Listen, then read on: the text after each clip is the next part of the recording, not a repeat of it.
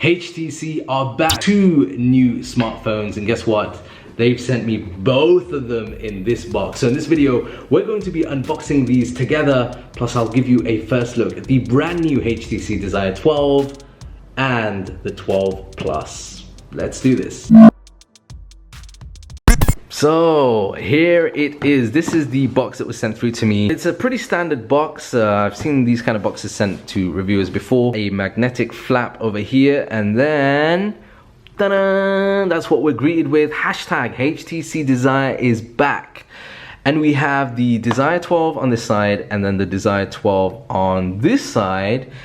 And then in the middle, I get basically accessories. Now this is interesting because the Desire 12 and 12 Plus were announced back in March, and it's only now that I'm getting my hands on this. So it's a good couple of months. There was some talk about both of these devices, but it's now nice to see them in the flesh. In the middle, we get the power brick. Now this is really interesting. This is a USB to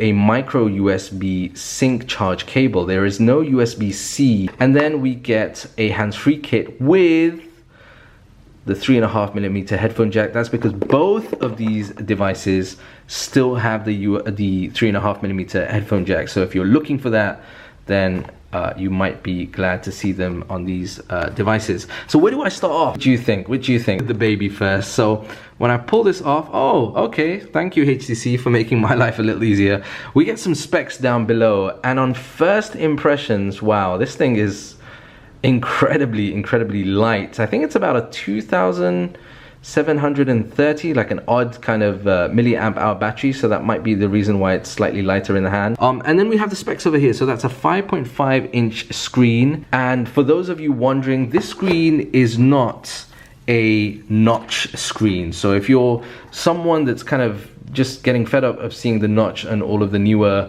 sort of Android devices, then that's something you don't have to worry about. That is a standard kind of screen. And I was going to say that actually there's quite a lot of bezel there, and then the back there you can see we've seen this kind of material already on HTC devices, but this is something that the Desire 12 is working with. It's what they call liquid surface. Very nice. But this thing is going to be a fingerprint magnet.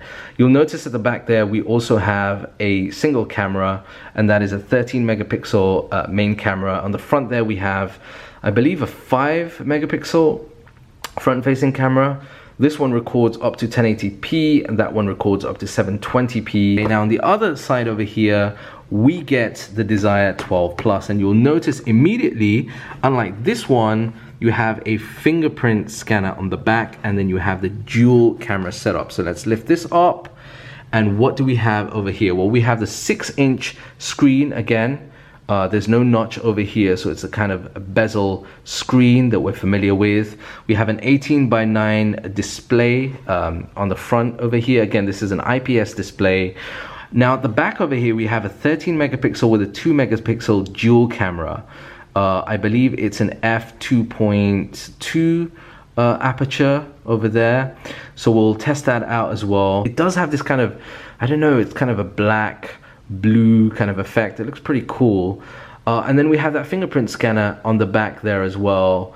And as per with the 12, you've got a micro USB at the bottom, and then a 3.5mm headphone jack. Now this is powered by the Qualcomm Snapdragon 450 processor, whereas on the HTC Desire 12, we have 3 GB of RAM, and then you have the MT6739 processor, I believe. Okay, so both of these are powered and set up. So right out of the box, we're running Android 7 on the Desire 12, and then on the Desire 12 Plus, we are running Android 8.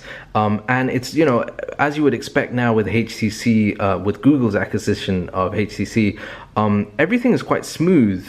You've got quite a clean, crisp UI, which I'm a big fan of. I think HTC have actually been doing that for a while now, but that's nice to see here that everything is just clean and crisp. The Desire 12 and the Desire 12 Plus are aiming for a different market. They're much more sort of budget to mid-tier aimed, particularly with the Desire 12. The Desire 12 Plus has obviously slightly higher specs than the Desire 12, so that's aiming for a more mid-range sort of market. But on first impressions, I like them in the hand. It's funny, I thought that the Desire 12 Plus was a little too big, because that 6-inch screen you would assume would be a little too big in the hand, but it's actually quite comfortable. I've always been a fan of slightly larger phones, not the phablet type phones, but this on the hand or in the hand feels actually really nice. Bring up the camera and just have a look at the differences in terms of settings.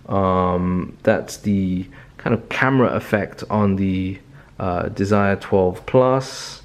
Again, what I'm going to do is I'm going to do a separate video where I actually test out the cameras on both of these devices, and I know a lot of people, when they're going to be comparing the two, will want to see the comparisons between the two Desires, so we'll do that in a separate video as well. If that's something that you'd like to see, then as always, smash that like button down below and leave a comment as well. There, I did notice when I bought this up, while I was waiting for the Desire 12 Plus to just load up, the camera noticeable differences on the 12 and the 12 Plus are actually quite evident.